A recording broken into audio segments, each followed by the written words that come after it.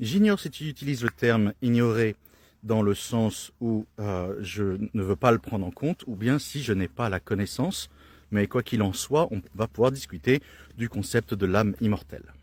Le problème de manière générale avec le surnaturel, c'est que justement parce qu'il n'est pas naturel, parce qu'il n'est pas dans la nature, nous ne sommes pas en mesure de l'observer, donc il n'est pas possible de le prouver. Il est littéralement irréfutable.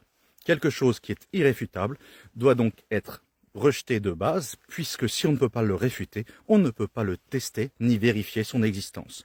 Ça n'est qu'une question de foi. En revanche, lorsque l'on parle du concept de l'âme, cela fait partie des éléments proposés surnaturels pour lesquels je me sens le plus confiant dans le fait de dire qu'il est extrêmement improbable qu'une âme surnaturelle existe pour les êtres humains. Tout simplement parce qu'il suffit de très légers changements neurologiques ou physiologiques pour changer la personnalité d'un individu. La structure physiologique et neurologique de l'individu est effectivement ce qui va déterminer la manière dont il se comporte. Il suffit d'avoir un changement simplement comme par exemple d'avoir été malade et d'avoir une prise de poids pendant cette maladie pour avoir un profondément changement de la personnalité de la personne qui va, de par le handicap que devient le surpoids, changer la manière dont cette personne va être capable de vivre sa vie. Le développement d'une maladie mentale ou l'arrivée d'un handicap suite potentiellement à un accident neurovasculaire par exemple, va faire aussi changer la personnalité d'une personne et changer la manière dont elle va se comporter. Le simple fait de savoir si on a faim ou pas va changer la personnalité et les décisions d'un individu.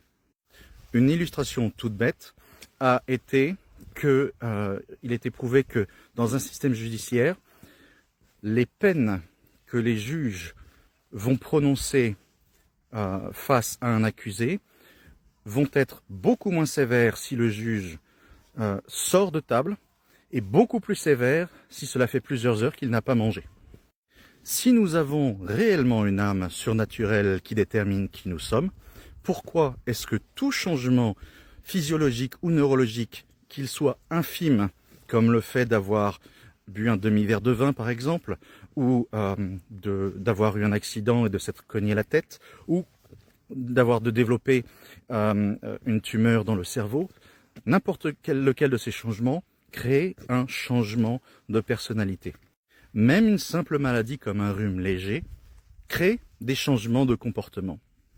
Pourquoi une âme surnaturelle, c'est-à-dire en dehors des lois de la nature, serait-elle autant impactée par les changements physiologiques et neurologiques?